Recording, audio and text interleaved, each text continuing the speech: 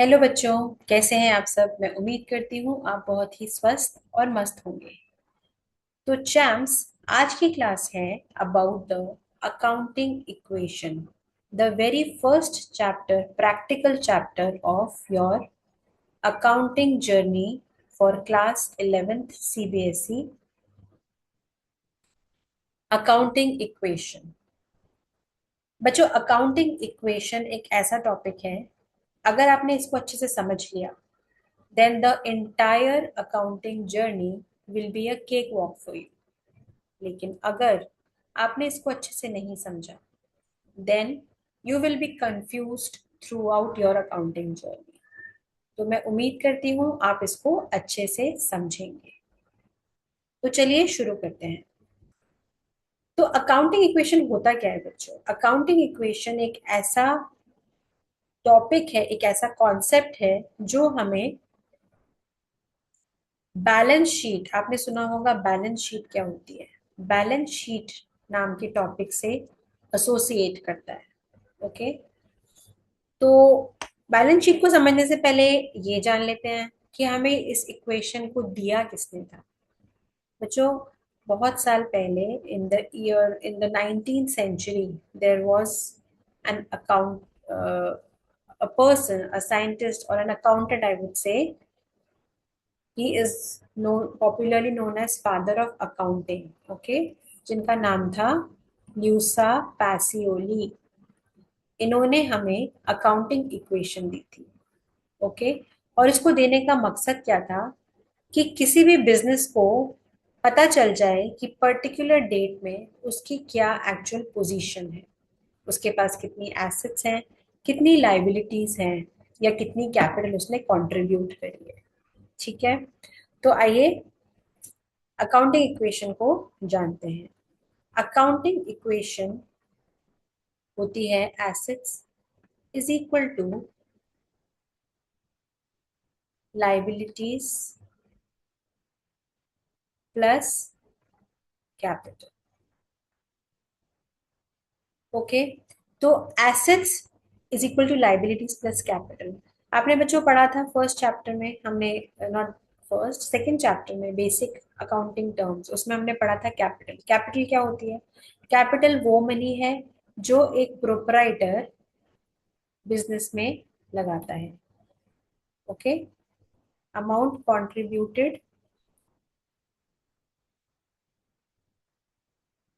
contributed by a proprietor into a business। अपने business में जो पैसा लगाता है प्रोपराइटर, उसे हम कैपिटल कहते हैं। Correct.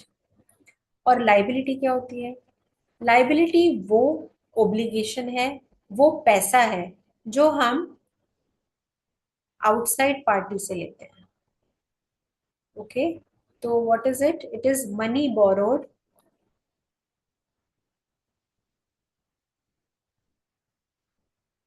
from outside party. Outside party means any party which is outside of the business. तो उससे हम जो पैसा लेते हैं उसे हम लाइबिलिटी कहते हैं, and it is our obligation to pay back this borrowed fund. Okay, तो अब समझिए इसको। आपने जितना पैसा खुद लगाया और जितना पैसा आपने बाहर से बोरो किया, उस पैसे को हम क्या बोलेंगे? Money pool.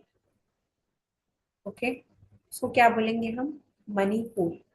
अब मेरे पास पैसा इकट्ठा हो गया, मैं क्या करूंगी इस पैसे से? पैसा इकट्ठा हो गया, क्या मैंने पैसा अपने बैंक अकाउंट को भरने के लिए लिया है? नहीं लिया है, मैंने किसी से उधार लिया है। मैंने अपना खुद का पैसा, हार्ड अर्नड मनी बिजनेस में लगाया है। करेक्ट। तो इस पैसे के पूल से मुझे बिजनेस करना है। अब किसी भी बिजनेस को खड़ा करने के लिए बच्चों हमें एसेट्स चाहिए। तो मैं जितना पैसा मैंने इकट्ठा किया, चाहे वो मैंने बाहर से लिया, चाहे मैंने खुद का पैसा लगाया, उससे मुझे अपने बिजनेस की एसेट्स बनानी है। ठीक है, बिजनेस की एसेट्स मुझे बनानी है, इसीलिए बोलते हैं बच्चों assets is equal to liabilities plus capital. मेरी जितना भी पैसा है, चाहे वो मेरा खुद का पैसा है, चाहे मैंने बाहर से बोरो किया है, उस सारे पैसे से मुझे अपने बिजनेस की एसेट्स बनानी है, सो दैट मैं अपना business effectively and efficiently run कर सकूं। Correct, and that is what makes it an equation. हमेशा ये बराबर होना चाहिए। तो कि जितनी भी ट्रांजैक्शन है बिजनेस के अंदर होती हैं, we have to make sure कि हमारी इक्वेशन के ऊपर जो इसका इफेक्ट हो वो इस तरीके से हो कि इक्वेशन की इक्वालिटी डिस्टर्ब ना हो। आ रहा है बच्चों समझ में? ठीक है। तो हम इस चैप्टर में लर्न करेंगे कि किसी भी ट्रांजैक्शन का क्या इम्पैक्ट पड़ता है इक्वेशन में, so that it's balancing does not get disturbed. Okay, तो चलिए आगे बढ़ते हैं। आगे बढ़ने से पहले बच्चों मैं आपको बता दूं कि इस पर्टिकुलर चैप्टर से किस किस टाइप्स के क्वेश्चंस आते हैं। Types of questions from accounting equation. पहला टाइप होता है हमारा बेस्ड ऑन अकाउंटिंग इक्वेशन, यानी कि मैं इसको बोल सकती हूँ, एक्चुअली मैं इसको बोल सकती हूँ equation based question. Okay, equation के ऊपर जो क्वेश्चन बेस्ड होते हैं उसे बोलते हैं इक्वेशन बेस्ड क्वेश्चंस। दूसरा है फॉर्मूला बेस्ड क्वेश्चंस। ओके, हम कुछ फॉर्मूलेज भी समझेंगे सीखेंगे जिसके ऊपर बेस्ड क्वेश्चंस आपसे पूछे जा सकते हैं। थर्ड है T shaped format account. T shaped format account के ऊपर बेस्ड क्वेश्चन भी आपको पूछे जा सकते हैं इस चैप्टर से। And the last but not the least is the example based questions. ठीक है, तो बच्चों जैसे जैसे हम आगे बढ़ेंगे हम हर टाइप को एड्रेस करते जाएंगे। तो आज शुरू करते हैं इक्वेशन बेस्ड क्वेश्चन से। ओके, हम ये सीखेंगे कि हमारी जो अकाउंटिंग इक्वेशन है वो हर ट्रांजैक्शन से कैसे अफेक्ट होती है in a way that the equality should not get disturbed. Okay, तो आइए फर्स्ट क्वेश्चन से शुरू करते हैं। और सबसे पहले बच्चों इसका फॉर्मेट समझना आपको बहुत जरूरी है। याद रखिए बच्चों, अकाउंटिंग जर्नी में अगर आपने फॉर्मेट समझ समझ लिया और फॉर्मेट को फॉलो नहीं किया तो आपको फुल मार्क्स नहीं मिलेंगे। ठीक है ना? आपको फॉर्मेट को समझने के साथ साथ, कॉन्सेप्ट को समझने के साथ साथ आपको फॉर्मेट को बनाना भी होगा। अगर आपने ठीक से फॉर्मेट नहीं बनाया then you won't get full marks even if your question, your solution is all correct. तो please keep in mind to make the format properly. तो आइए इसका फॉर्मेट एक बार जान लेते हैं। बच्चों सबसे पहले हम अकाउंटिंग इक्वेशन का फॉर्मेट जानेंगे। तो उसकी हेडिंग डालेंगे अकाउंटिंग इक्वेशन। ओके, इस पर्टिकुलर क्वेश्चन में हमें नाम नहीं दिया है। देखिए क्या क्वेश्चन है, what will be the effect of the following on the accounting equation. इस इक्वेशन में हमें नाम नहीं बताया कि हम किस बिजनेसमैन की इक्वेशन बना रहे हैं, तो हम नाम नहीं लिखेंगे। लेकिन अगर किसी का नाम दिया है तो हमें लिखना होगा accounting equation of so and so person. Okay, तो क्योंकि इस क्वेश्चन में नाम नहीं दिया है तो हम इसको डॉट डॉट करके छोड़ देंगे।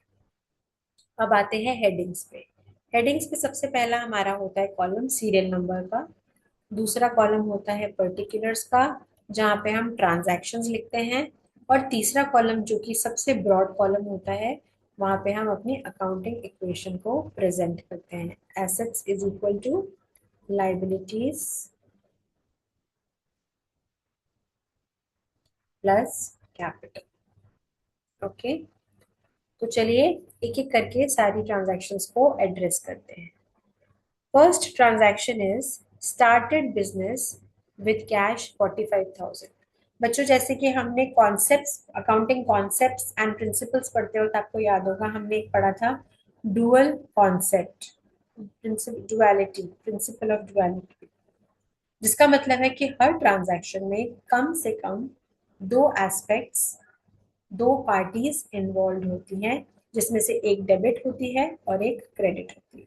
That is what makes it dual concept. Okay, तो हर ट्रांजैक्शन में डेबिट और क्रेडिट होता है with the same amount, and that is what makes it double entry book keeping system. Okay, तो अब इस पर्टिकुलर ट्रांजैक्शन में हमारी दो पार्टीज जो हैं वो क्या क्या हैं। स्टार्टेड बिजनेस विद कैश, तो एक तो हुआ कैश और दूसरा क्या हुआ, कैपिटल। कैपिटल अगेन बच्चों वो अमाउंट है जिससे बिजनेस को स्टार्ट किया जाता है, यहाँ पे लिखा है ना स्टार्टेड बिजनेस विद कैश, तो जिस अमाउंट से बिजनेस स्टार्ट किया गया है उसे हम बोलते हैं कैपिटल। और क्योंकि कैश के रूप में आया है तो cash is the another party that is involve. तो फिर पहला हम ट्रांजैक्शन नंबर डाल के यहाँ पे लिखेंगे transaction started business with cash, और यहाँ पे अमाउंट है 45,000। तो हम क्या करेंगे बच्चों, cash is an asset and capital is comes under the liability side, on the liability side, I am sorry. तो हम क्या करेंगे, एसेट्स के नीचे कैश का अकाउंट खोलेंगे विद 45,000 और कैपिटल के नीचे लिखेंगे 45,000। देखिए इक्वेशन बैलेंस्ड है, लेफ्ट हैंड साइड में भी 45,000 है एंड राइट हैंड साइड में भी 45,000 है। Alright, now let's move on to the next transaction. Opened a bank account with a deposit. हमने क्या किया बच्चों, एक बैंक अकाउंट खोला है जिसमें हमने 4500 रुपीज डिपॉजिट किए हैं। तो इस पर्टिकुलर ट्रांजैक्शन में what are the two parties, one is bank and another is cash. आप समझ पा रहे हैं, फिर से पढ़ते हैं। Opened a bank account with a deposit of 4500, तो एक बैंक अकाउंट हमारा पार्टी है और दूसरी पार्टी है कैश, जिसमें हमने बैंक अकाउंट में कैश डिपॉजिट किया है। तो देखिए बैंक और कैश दोनों की दोनों क्या है, दोनों की दोनों एसेट है। तो हम पहले यहाँ लिखेंगे transaction opened bank account with cash, और क्या करेंगे, कैश हमने बैंक में कैश डाला है तो हमारे पास से क्या हुआ है, कैश गया है, कैश का आउटफ्लो हुआ है। तो मुझे यहाँ से माइनस करना पड़ेगा 4500, और क्योंकि बैंक भी एक एसेट है तो मुझे एसेट के नीचे एक और कॉलम खोलना पड़ेगा, एक और अकाउंट खोलना पड़ेगा विद द नेम बैंक, और मुझे यहाँ पे 4500 प्लस करके दिखाने होंगे। And now see, is the equation balanced? On the left hand side it is 4500 plus and 4500 minus both at the same time, which is making it as 0। तो मेरी new equation क्या होगी, हम हर ट्रांजैक्शन के बाद अपनी न्यू इक्वेशन को update करेंगे। तो what is my new equation, 45,000 minus 4500 is 40,500 plus 4500 is equal to 45,000। तो बच्चों आप वीडियो को पॉज करके दोनों को ऐड करके भी देख सकते हैं। 40,500 plus 4500 will give you 45,000 only. तो एलएचएस साइड में टोटल है 45,000 और आरएचएस में भी टोटल है 45,000 and that makes the accounting equation balanced. I hope this is getting clear to you. चलिए अब करते हैं थर्ड ट्रांजैक्शन। थर्ड ट्रांजैक्शन बोल रहे हैं हमसे बॉट गुड्स फ्रॉम मैसर्स, इसको बोलते हैं बच्चों मैसर्स, MESSERS, मैसर्स। मैसर्स बच्चों यूज करते हैं किसी भी बिजनेस को एड्रेस करने के लिए, जैसे मेल्स को एड्रेस करने के लिए मिस्टर बोलते हैं, फीमेल्स को एड्रेस करने के लिए मिसेस बोलते हैं या मिसेस बोलते हैं, ऐसे ही बिजनेस को एड्रेस करने के लिए मैसर्स बोलते हैं। तो messrs son and company for 11,200। तो क्या हुआ इस ट्रांजैक्शन में, bought goods from messrs son and company. हम क्या लेकर आए हैं, गुड्स लेकर आए हैं, किससे लेकर आए हैं, मैसर्स सन एंड कंपनी से लेकर आए हैं फॉर 11,200। इसमें बच्चों पहली बात देखिए आइडेंटिफिकेशन क्या है, इसमें कैश नहीं लिखा है और इसमें जिससे हमने सामान खरीदा है उसका नाम लिखा है। तो this is a clear indication कि ये वाली ट्रांजैक्शन हमारी क्रेडिट ट्रांजैक्शन है। ठीक है बच्चों, फिर से जान लेते हैं दो आइडेंटिफिकेशन के क्या है। एक तो इस ट्रांजैक्शन में कैश मिसिंग है, वर्ड कैश का यूज नहीं हुआ है। दूसरा, इसमें मैसर्स सन एंड कंपनी यानी जिससे हमने गुड्स खरीदे हैं उसका नाम दिया है इन पर्टिकुलर। तो that is a clear indication that this particular transaction is on credit, ये क्रेडिट ट्रांजैक्शन है। तो इसको हम, इसमें हमारी दो पार्टीज कौन सी हुई, इसमें हमारी दो पार्टीज हुई बच्चों, एक हुआ गुड्स और एक हुआ मैसर्स सन एंड कंपनी, जो कि हमारा क्या कहलाएगा, ये हमारा ट्रेड पेएबल कहलाएगा, यानी क्रेडिटर्स कहलाएगा। ओके, तो हम कैसे इसको रिकॉर्ड करेंगे, सबसे पहले ट्रांजैक्शन लिखेंगे, bought goods from messrs son and company for, चलिए फॉर छोड़ देते हैं, from son and company. Okay, तो हमने 11,200 के गुड्स लेकर आए हैं, तो क्या हुआ है बच्चों, मेरी इन्वेंट्री बढ़ी है। तो मैं इन्वेंट्री का एक नया कॉलम खोलूंगी अंडर एसेट्स, और वहां पे मैं लिखूंगी 11,200, जो कि मेरे गुड्स आए हैं, मेरे गुड्स बढ़ गए हैं, तो मैं प्लस करूंगी यहाँ पे। और मेरी लाइबिलिटी भी बढ़ी है, क्योंकि जो मैसर सन एंड कंपनी है, इसको मुझे पैसे देने हैं फ्यूचर में, इससे मैंने उधार पे सामान खरीदा है, तो मेरी लाइबिलिटी बढ़ गई, जिसको मैं ट्रेड पेएबल्स बोलूंगी। तो यहाँ पे मेरी 11,200 बढ़ गया, मेरी लाइबिलिटी बढ़ चुकी है। ओके, तो नाउ लेट्स सी इस पर्टिकुलर ट्रांजैक्शन का इफेक्ट। देखिए, लेफ्ट हैंड साइड में 11,200 ऐड किया है हमने फॉर इन्वेंट्री, क्योंकि हमने इन्वेंट्री परचेज करी थी, और राइट हैंड साइड में हमने 11,200 ऐड किया है, क्योंकि मेरे लाइबिलिटी बढ़ी है, ट्रेड पेएबल्स बढ़े हैं। ओके, तो मेरी अकाउंटिंग इक्वेशन, न्यू इक्वेशन क्या होगी बच्चों, 40,500 प्लस 4,500 प्लस 11,200, और राइट हैंड साइड में मेरा टोटल होगा 11,200 प्लस 45,000। तो बच्चों टोटल करके आप देख सकते हैं कि टोटल एलएचएस और आरएचएस में इक्वल आ रहा है या नहीं आ रहा है, ये चेक करिए। Okay, let me right the total also here, let's add them together.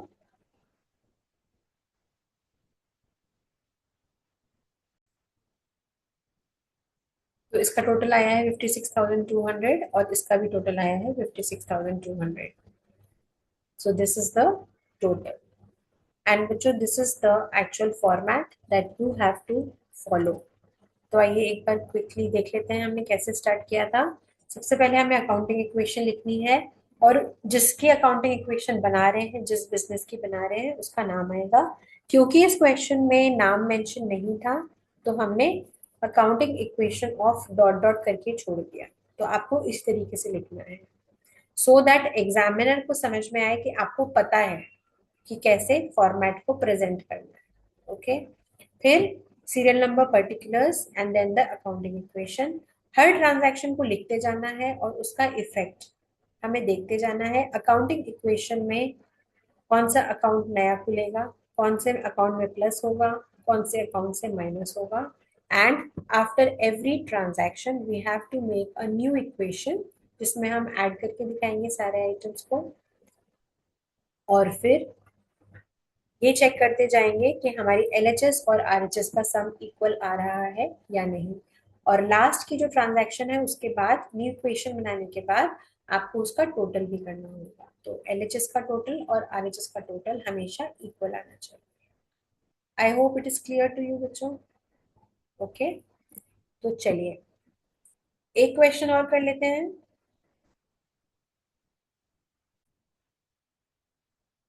तो आइए एक और क्वेश्चन करते हैं अकाउंटिंग इक्वेशन के लिए। तो सबसे पहले बना लेते हैं फॉर्मेट।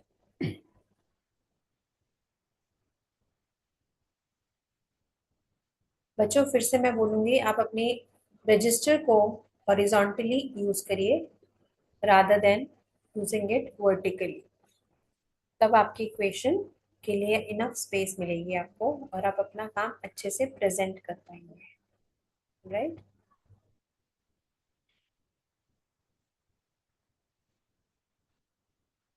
अकाउंटिंग इक्वेशन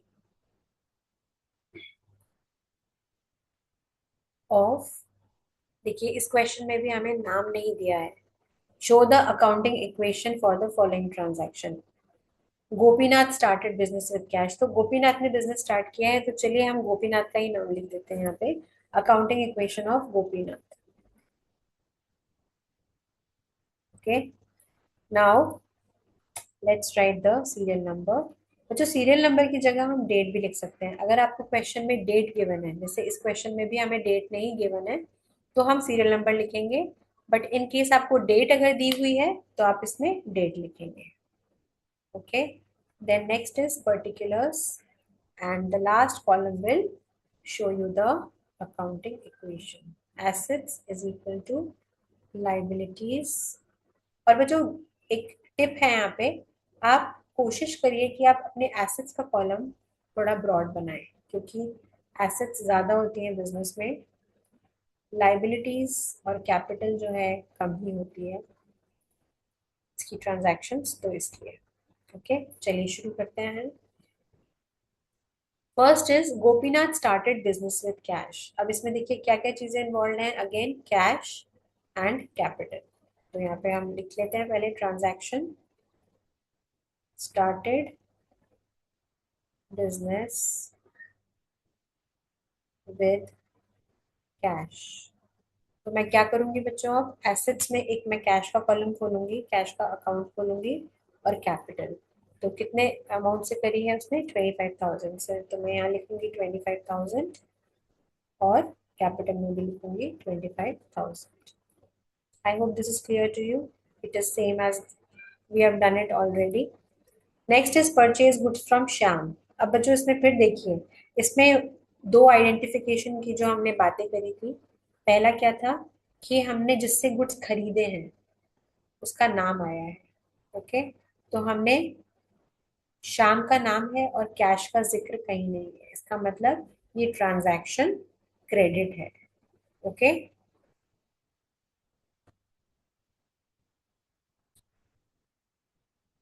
तो इसमें क्या दो पार्टीज इन्वॉल्व होंगी बच्चों, एक तो परचेज गुड्स, तो एक तो इन्वेंट्री हो गई, और दूसरा हो गया श्याम जो कि है मेरा ट्रेड पेएबल। रिमेम्बर, उससे मैंने उधार पे सामान खरीदा है, तो वो मेरा क्या हुआ, ट्रेड पेएबल।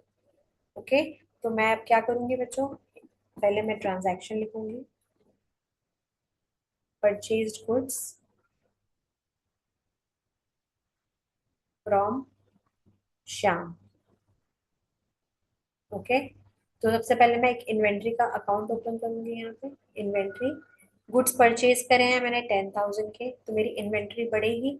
तो मैं क्या करूंगी बच्चों, इन्वेंट्री के कॉलम में प्लस 10,000 करूंगी। और मैंने क्योंकि क्रेडिट पे खरीदा है श्याम से, जो कि मेरा ट्रेड पेएबल है, तो मेरी लाइबिलिटी भी बढ़ जाती है। लाइबिलिटी के अंडर मुझे एक अकाउंट खोलना पड़ेगा in the name of trade payable, जहाँ पे मैं अपनी लाइबिलिटी को शो करूंगी विद 10,000। ओके, तो अब देखिए इक्वेशन बैलेंस्ड है। इस पर्टिकुलर ट्रांजैक्शन में 10,000 प्लस हो रहा है एलएचएस में, और 10,000 ही प्लस हो रहा है आरएचएस में। तो that makes it a balanced equation. तो मेरी न्यू इक्वेशन क्या होगी, 25,000 plus 10,000 on the left hand side, and 10,000 plus 25,000 on the right hand side. Equation balanced, total is 35,000 on both the sides. I hope this is getting clear to you, beta. Now, third transaction is sold goods to Sohan costing 1,800 for 1,500। अब क्या हो रहा है इसमें बच्चों, मैंने goods sale करे हैं सोहन को। क्या इसमें कैश की बात हो रही है, नहीं हो रही है। क्या इसमें बायर का नाम है, नाम है सोहन। तो again it is an indication कि मैंने ये वाली जो सेल करी है that is on credit.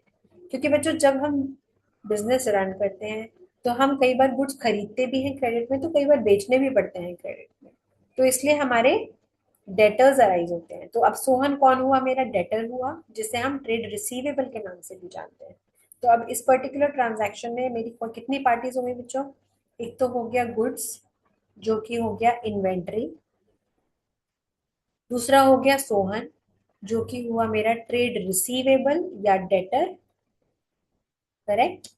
And तीसरा हो गया बच्चों मेरा, देखिए 1,800 के गुड्स थे कॉस्टिंग 1,800, मैंने बेचा कितने में है, 1,500 में, तो मेरा प्रॉफिट हुआ या लॉस। 1,800 की चीज को मैंने बेचा 1,500 में, तो मेरा लॉस हुआ। तो जो तीसरी चीज है वो है लॉस। तो इस पर्टिकुलर ट्रांजैक्शन में तीन चीजें इन्वॉल्व हैं, मैंने आपसे कहा था ना मिनिमम टू चीजें इन्वॉल्व होंगी, तो मिनिमम टू है, मैक्सिमम तो कितनी भी हो सकती हैं। तो इस पर्टिकुलर ट्रांजैक्शन में तीन चीजें इन्वॉल्व हैं। तो आइए देखते हैं इसको हम कैसे इक्वेशन में प्रेजेंट करेंगे। Again we will write the transaction first. Sold goods to Sohan, हम लिख देते हैं एट लॉस। ठीक है, कैसे लॉस हुआ वो हम शो करेंगे थ्रू इक्वेशन। अब देखिए हमने गुड्स कितने के बेचे थे, यहाँ देख लेते हैं एक बार। गुड्स हमने बेचे थे कॉस्टिंग 1800। कॉस्ट कितनी थी 18, तो मेरी इन्वेंट्री में से कितने के गुड्स गए, मेरी इन्वेंट्री में से गुड्स गए 1800 के, तो मैं माइनस 1800 करूंगी। करेक्ट। मुझे पैसा तो नहीं मिला क्योंकि ये क्रेडिट सेल्स है।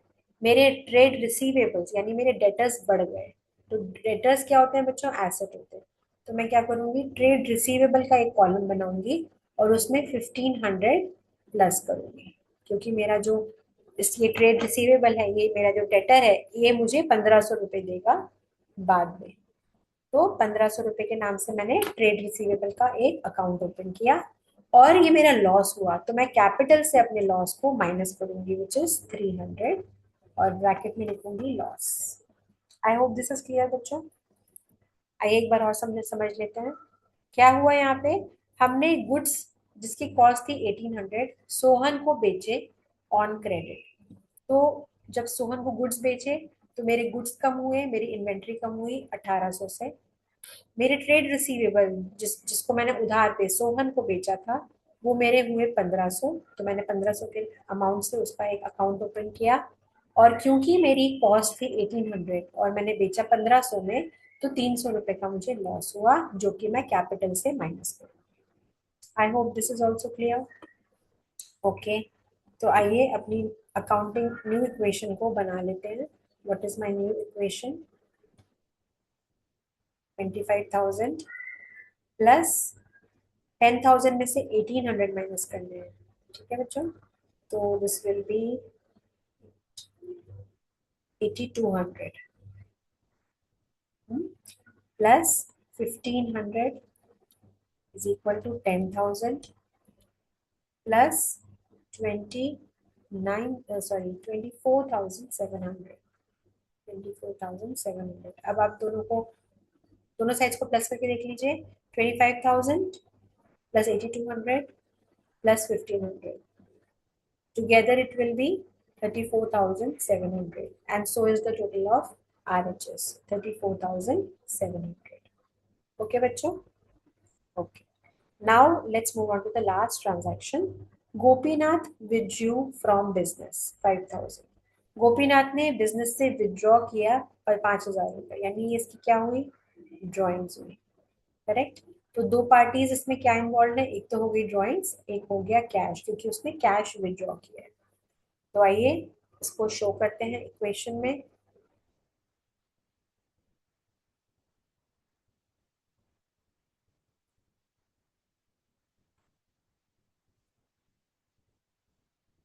Fourth transaction, Gopinath withdrew from business. उसने 5,000 रुपये विड्रॉ करे, तो क्या हुआ बच्चों, कैश कम हुआ बिजनेस से 5,000 रुपये का। और क्योंकि ये ड्राइंग्स है, तो कैपिटल से भी हमें ड्राइंग्स कम करनी होती है 5,000 रुपये। करेक्ट। तो न्यू इक्वेशन बना लेते हैं। हमारी न्यू इक्वेशन क्या हुई,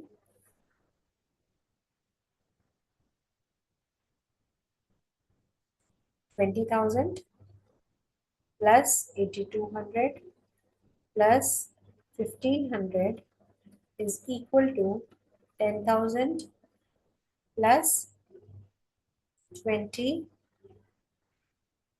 not 20, sorry, 19,700. ओके।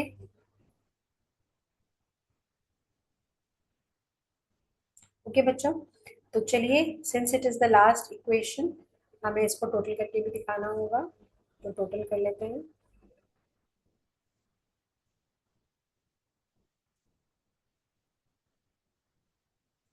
टोटल इधर का टोटल लिख लेते हैं, क्या होगा, 29,700 is the total of right hand side and 29,700 is the total of left hand side, which shows that हमारी इक्वेशन बिल्कुल सही बनी। आई होप बच्चों आपको समझ में आया होगा। ओके, तो बच्चों ऐसे ही क्वेश्चंस को आप प्रैक्टिस करते रहिए। अपनी टेक्स्ट बुक जो आपके स्कूल में प्रिस्क्राइब की गई है उसमें से अकाउंटिंग इक्वेशंस के क्वेश्चन को, जो कि अकाउंटिंग इक्वेशन बेस्ड क्वेश्चंस हैं, उसको प्रैक्टिस करते रहिए। और कोई डाउट हो, कोई क्वेश्चन हो, कोई क्वेरी हो, कोई कॉन्सेप्ट क्लैरिटी चाहिए हो, तो please comment me in the comment box. I will answer your query. और मैं मिलती हूँ आपसे नेक्स्ट वीडियो में with the next type of question in the accounting equation chapter, which is formula based questions. तो मेरे चैनल को आप लाइक करिए, सब्सक्राइब करिए और बेल आइकन पे प्रेस करना मत भूलिए फॉर माय लेटेस्ट वीडियो। और मैं अपने फ्रेंड्स के साथ भी आप शेयर करिए सो दैट उनको भी हेल्प मिल सके। और फिर मैं आपसे मिलती हूँ नेक्स्ट वीडियो में। तब तक के लिए टाटा, बाय बाय।